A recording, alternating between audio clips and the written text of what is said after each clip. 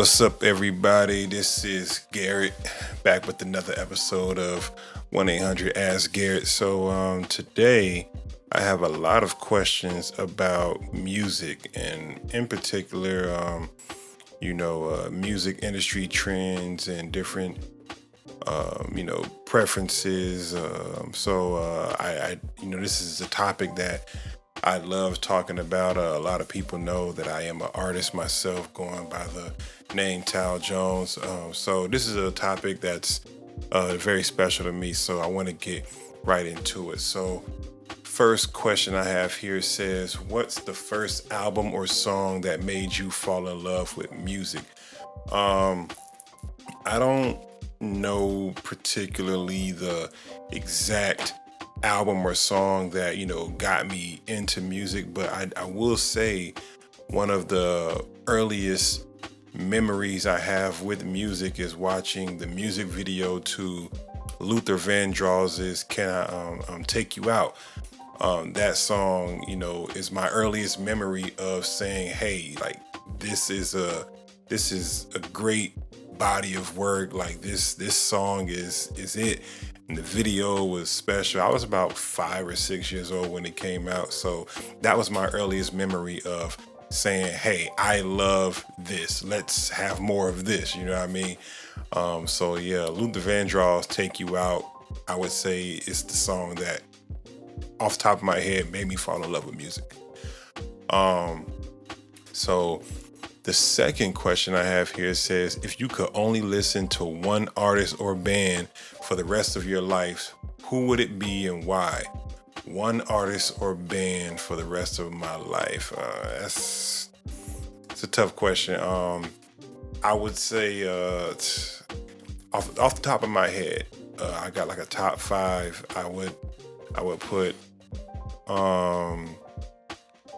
I would say normally when I go on like road trips or things like that, I find myself playing Michael Jackson a lot. I'm sure Michael Jackson is probably in a lot of people's top list. So I could listen to Michael all day, whether it be Off the Wall, Thriller, or Bad. Pick any 3 of those albums. Any one of those 3. And, that's it for me. So Mike is definitely a top contender for me. Another artist I would say I could listen to for the rest of my life just because of his versatility. Like he has so many different, styles, and he's tapped into so many different genres that, if you had to listen to him, I mean, he can pretty much check all those boxes. Would be Tech Nine. I remember, listening to Tech Nine for the first time. The first time that I consciously knew, okay, this is something special, was actually on Lil Wayne's Carter 4 album. He did an interlude with Andre 3000, and the moment you press play and the moment that Tech comes on a song is just it's crazy. I mean, it's not anything that can be really quantified in words, but Tech Nine is definitely up there for me as far as who I could listen to. And another artist to me that has that versatility and has that body of work that would span a lifetime, that's somebody that you wouldn't mind listening to forever. To me, Lil Wayne. Like Lil Wayne, his catalog is just crazy. Now I'm not gonna lie. So I'm a Lil Wayne fan from the Carter up. You know what I mean? So anything before the Carter, I like a few songs here and there. But as far as like complete albums, my Lil Wayne fanboy starts at the Carter.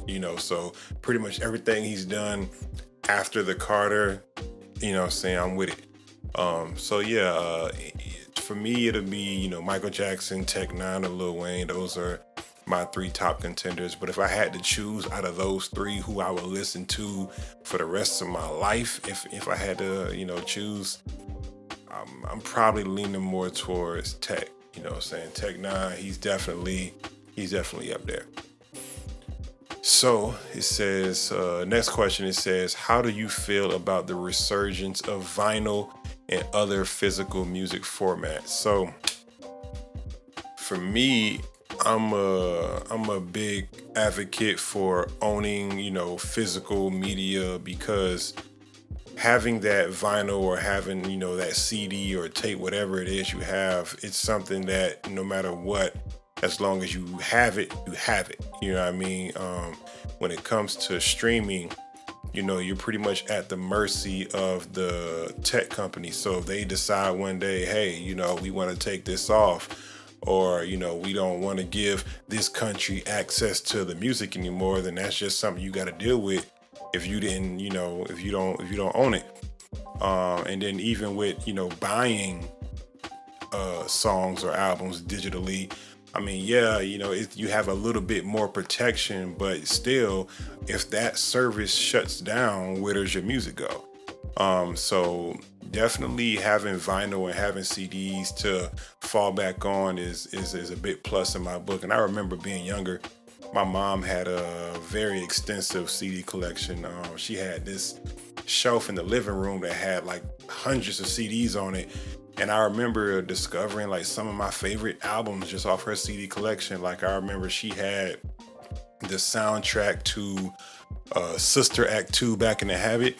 That soundtrack was amazing. And another example of why owning physical media is better than streaming is because you can't find that album on streaming services. You can't find that anywhere. And my mom, she ended up getting rid of her CD collection, but I remember distinctly listening to that album and finding a lot of gems that, once again, you can't find on streaming services now. And I'm pretty sure there's a lot of different, bodies of work that, are on that same, or in that same category. When you own something, it's just something special about having it in your hand and knowing that, once again, as long as I have this in my possession, nobody can take this from me. So it's always something special about having that physical, tangible copy with you. So I definitely feel like it's a plus. It's definitely helpful for the industry that these formats are coming back. So next question, it says, do you think streaming services have helped or hurt the music industry? Now, me personally, once again, since I'm an artist, I have a little bit more of insight onto how streaming has affected this industry as a whole. So I believe everything has pros and cons, and in streaming's defense, I feel like there are more pros than cons. So there are more pros than cons, but the cons are bigger than the pros, if that makes sense. So, for example, streaming, it gives consumers access to this vast library of music that they otherwise never had before through legal means. So by allowing these customers to pay a relatively small price for this service, they're able to access different artists' musics who otherwise they probably never would have bought in the store. And it allows people to reach a bigger fan base, because now they're able to promote their music and have these ad campaigns run on these services. So once again, people who otherwise would have never went into a store and bought their music, they can, get a chance to listen to the music for free. Well, not for free, but, for a small fee. And then they could potentially become a fan. So giving customers that access is definitely a plus for streaming. Also, the way that streaming does their sales calculations is, from my understanding, I could be wrong. Once again, correct me in the comments if I am in the comments. If for every 1,500 streams equals one album sale. So essentially, as long as that service is active and as long as people keep, listening to a particular piece of music, eventually everybody is gonna go, gold or platinum. With streaming, you see a lot of artists that came out 20 or 30 years ago. They're starting to finally get, gold plaques or platinum plaques, all because you have these people who are listening to their music constantly, decades later, and they're racking up those sales numbers, which is boosting, the certification. So, those things like that are definitely helpful for the music industry, but at the same token, streaming definitely has the cons, and definitely hurts the industry in other ways. For instance, the amount of money that artists get from streaming is a hot topic that's been talked about since the emergence of streaming, and it's definitely gonna take a lot of revamping and a lot of negotiations to get it to where it needs to be, I feel. But especially for the smaller artists, I feel like smaller artists right now, they're content with the way streaming is. You mainly see it with the bigger artists like Drake or Taylor Swift or whoever. They definitely bring a lot of customers to these services, and the fact that they aren't getting paid a fair amount, it definitely can lead to some bad business and bad feelings towards these services. And another thing I don't like about streaming now is that it's easy to manipulate the music now. Like, it's cool, I guess, but I don't like that we live in an era where somebody can put out a song and then they can decide, well, I don't want this song out anymore, so let's take it down. Like, I don't like that. I feel like we should have it where if a song is out, it's out, good or bad. So you definitely want to stand on business with that. And I don't like how we live in an era where you can change words or change something in the song live. Like, to me, that's just, I feel like you're in a way you're changing history. Like, it's, if I put out a song and I say something that, somebody doesn't like or whatever like that, I shouldn't be allowed to go in, change a couple of words, and put the song back out like nothing ever happened. I feel, if there's something in the song that, isn't good, that should be addressed before the song comes out. Once the song is out, just let it do what it's gonna do, But once again, it's cool that we have that ability. But I feel like, me as a fan, I feel cheated, because if there's a part of the song that I like and that artist feels like they don't like it, they can just take it away and there's nothing I can do. Or if there's a song on an album that I really like and the artist decides, well, I don't want this song out anymore, let's take it away. Like, to me, once again, that's cheating the fans. That's why, once again, I'm a big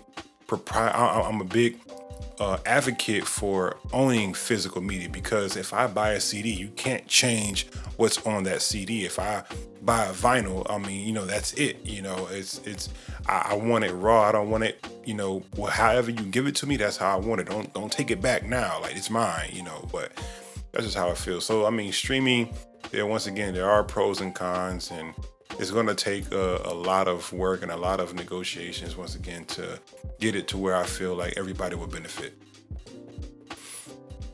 All right, so it says, next question, it says, what's a genre of music you think deserves more recognition and why? Genre of music that deserves more recognition, I would probably say maybe classical music.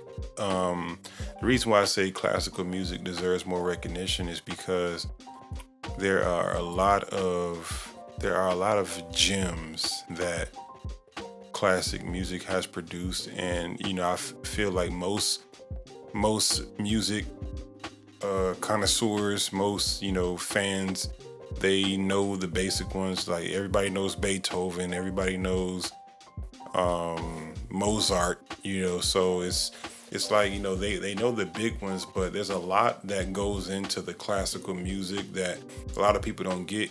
I took a music class in college recently, and one of the things that we had to do was listen to classical music and kind of like study it and understand the emotion that goes into making these songs and the emotion that it brings out of you. These songs, they aren't necessarily pop records. They aren't here to make you dance or make you bop to a beat. They're here to, it's like poetry in chords. So the same way you listen to a poem, and a poem will make you feel a certain emotion, that's what the classical music does. Classical music is there to make you feel, whether it's make you feel something that the composer is feeling or make you feel something that the composer wants you to feel. Either way, I feel like, if a lot of people, went back to, tapping into that genre, it'll make people feel better, because classical music used to be a really big thing, before we really had, recorded music as far as, pop, these last 100 or so years, pop music and R&B, jazz, all that kind of took over, but classical music has always really, been there. So if people get, back into that, I feel like it'll benefit everybody. So next question, it says, how do you think music has evolved over the past decade in terms of style and content? Now, and just a disclaimer, a lot of times when I'm answering these questions, I'm answering it from the perspective of a hip hop fan. So when you all ask questions like, how do you think music has evolved? In my mind, I'm thinking about hip hop music specifically, not really as a whole as far as encompassing all the other genres. But I feel, these questions can, the answer the answer to this question can kind of go hand in hand with the other genres as well. But as far as hip hop goes, the music has evolved, drastically in terms of because right now we're in 2025. So thinking back to 2015, look at, the kind of music that was being put out, look at the artists that were, blowing up and famous compared to now. I feel like, and also 2015 was the real emergence of, streaming services, as far as how popular they are. I know Apple Music, if I'm not mistaken, Apple Music came out in 2015. I believe Tidal came out in about, around 2015, 2016. Spotify may have arrived a year or two before Apple Music, I'm not sure. But, in terms of, how music is consumed through streaming, a lot of artists have definitely evolved their style and their content, because now it's more of you see a lot of artists making music specifically for streaming services, as far as they make songs quicker because of how streaming numbers are calculated and how artists get paid off of streaming. I believe it's they count one stream as a song being played for at least 30 seconds. So if all the artist needs is 30 seconds to count towards their streaming numbers, then it's in their best interest to make shorter songs, because now if I have one artist who's making songs that are about 1.5 to 2 minutes long, and I have this other artist that's making songs that are 4 minutes or longer, that one artist can get paid twice, while that other artist is only getting paid once. For that same 4-minute song, artist one has gotten paid twice already. So I feel like a lot of artists are making, songs trying to boost their streaming numbers. And also, as far as the style of music that's coming out now, you see a lot of hip hop artists making, drill music, or they're trying to tap into nostalgia music. They're trying to capitalize off of the nostalgia from the early 2000s music.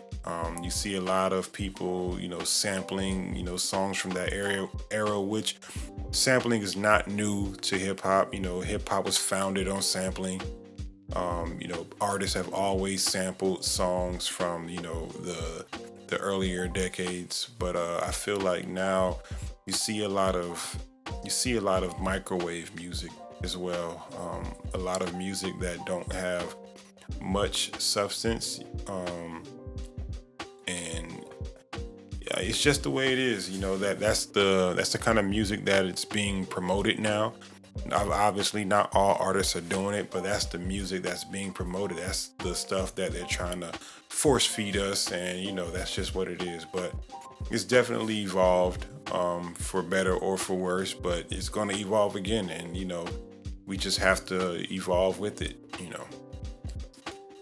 So next question says, what do you think makes a song truly timeless?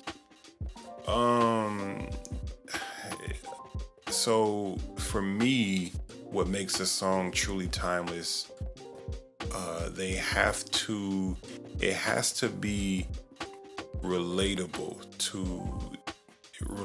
to a mass audience. And what that means is, it has to have a subject matter that's easy for the listener to comprehend, and it has to have subject matter that the listener can once again relate to, or not relate to, but can learn from. You see a lot of songs, like think about Michael Jackson's music, going back to him. What makes Thriller so timeless, right? Thriller is a album, Thriller is an album where, you have 9 songs, and, pretty much all songs are hits. It's an album that really has no skips. And those songs, what makes those songs timeless is that they capture the essence of the time that they're in, but they also transcend to later listeners. So it's kind of hard to put it in words, as far as, because that, I feel like this question has different answers for different people. But once again, when it comes to me, like, if I listen to the Carter 3, for me, a timeless song off the Carter 3. I mean, everybody knows, Amelie, and for me as well, you have songs like, Lil Wayne. You have songs like Fireman. You got songs like Got Money. You got, it's a lot of songs. But if you want a timeless song, you want a song that, as soon as people hear it, it catches them. I know Drake is an artist that has definitely made a lot of hits in his career. I was, just listening the other day, Best I Ever Had came on, and I remember, like, when Best I Ever Had dropped, Drake had the world in a chokehold. I mean, he kind of kept the world in a chokehold for the next decade or so after that, but when Best I Ever Had dropped, it was something about that song that you just knew, like, okay, yeah, this guy is it. This guy he's the one now. And you have those lyrics where it's like, it's easy, it's not too complex, it's just right, the beat is just right, it's like the whole thing, it captures you. You have to, if you want to make a timeless song, you have to really capture that audience, capture the listener. So it's a lot that goes into making these songs. Because once again, I make music as well, so I understand that making a timeless song is not something you just do. Honestly, I don't even think an artist controls really how to make a timeless song. I feel like it's a moment, it's a vibe that just happens. It's something that's organic, and you can't really, once again, you can't explain it. It just happens. But when it does happen, it's happened. So I mean, it's making a timeless song is just a vibe, bro. It's just a feeling. I mean, you can do your best to. Everybody wants to make a hit, but it has to come organic. So it says, if you were creating a playlist to capture your life story, which 3 songs would absolutely need to be on it? Well, if you're trying to capture my life story, I've gone through a lot of changes in my life. I've experienced a lot. I've moved around a lot. So I mean, off the top, if I had to choose one song to start it off, I would say "Florida Boy" by Rick Ross, T-Pain, Kodak Black. Because once again, it encompasses who I am. I mean, I'm born and raised in Florida. I grew up in Daytona till I was 12. Moved to St. Petersburg when I was 13. Moved to Jacksonville when I was 14. Then I went down to South Florida until I was down there for about 10 or 12 years. I left in 2020. Came back to St. Pete. I've been here ever since. Well, now I live in Newport Richie, but like I said, I mean, I've lived all around Florida. I've experienced all different kinds of people. I've been introduced to a lot of different things that a lot of people haven't, in one lifetime. So when I hear that song, and if there's one song to me that represents Florida, it's that, Florida Boy. It's that. So another song that would have to be in that playlist that represents my life. That's hard. Let me think for a second. Let me think. If I had to, one song. Let me see. Dang, this is hard.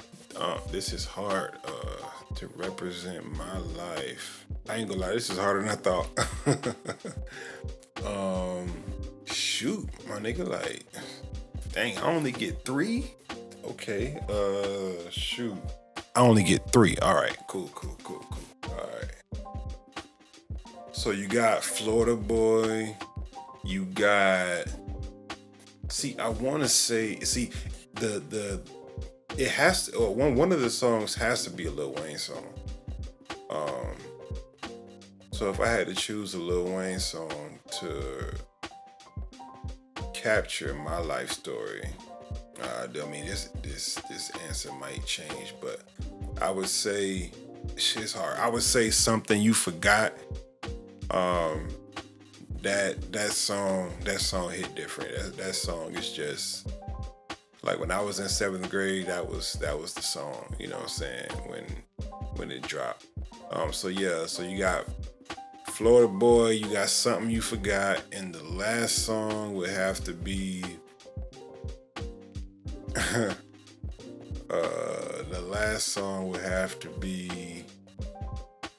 Nah, you know what? Take out Something You Forgot, and I'm gonna put Every Girl in there. Yeah. Every Girl.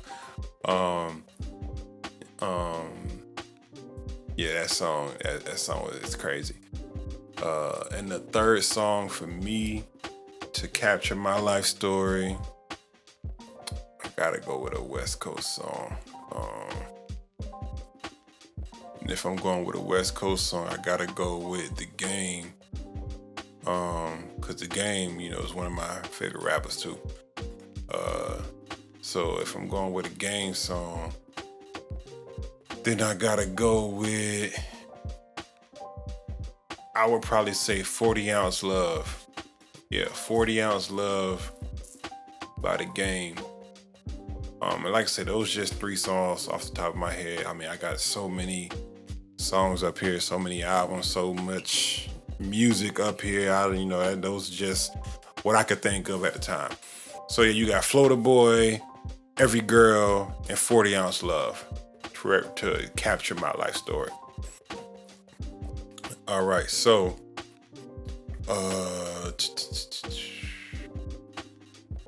let's see. Next song, it says, how do you think music reflects societal changes and cultural shifts? Music reflecting societal changes and cultural shifts. Well, I mean, for one, music is created by the people of the time. And a lot of times, if you're a good artist, you're going to want to make music that reflects the world you're living in. So, when things happen in the world, when injustices happen, when devastation happens, any major changes in the world, you can guarantee you're going to hear it in the music. Now, once again, if they're a good artist, then that's what they're going to do. I know a big leader of that, a big, pioneer of making sure the world knew what was going on is, you got Bob Marley, you got Michael Jackson, of course. Music, once again, music is always gonna reflect what's happening. I remember, so I've recently become, well, not recently, but in the last couple of years, I've become a fan of Elvis Presley. And I saw the Elvis movie that came out, and by the way, that soundtrack, the Elvis movie soundtrack, is one of the greatest bodies of work I've heard. But yeah, so in the movie they showed how he came up with the song "If I Can Dream," and that song was amazing in the fact that, for one, according to the movie, obviously I could be wrong, but Elvis pretty much wrote it or he created that song in like one night. And the song was supposed to be a tribute to the murder of John F. Kennedy. And he's pretty much talking about the injustices in the world, and the prejudices and the prejudices. That a word? Prejudice. Yeah, prejudices in the world that John F. Kennedy was trying to fight against and what he was killed for. So yeah, that song is a perfect representation of how they say art imitates life. It reflected what the world was going through at the time. And another song I can think of right now is off of the Nas and Damian Marley album, also featuring Lil Wayne. It's a song called "My Generation." That song came about a year or two after Obama was elected president, and it talks about how the children of this generation have got to witness all these drastic changes, and they're going through these different things in life, and because they got to witness the first black president and things like that in this generation, that'll help them be better to provide more changes and positive changes for the next generation. So music, I feel like once again, good music does a good job of reflecting what's happening in the world. And as far as cultural shifts, I mean, really, when it comes to I feel like music is the culture. I feel a lot of things in the world happen because of music. you have, everybody listens to music, right? So I feel everybody is influenced in some way, shape, or form by the music that they listen to, because the music gets into your mind, then it gets into your heart, then it becomes a way of life for you. So music definitely is intertwined in everything that we do as a society, whether you want to admit it or not. So that's that. Next question, it says here, which artist or band do you think has the most significant impact on pop culture? Man, listen. Take my shades off of this. There is no bigger artist that has influenced pop culture than Michael Jackson.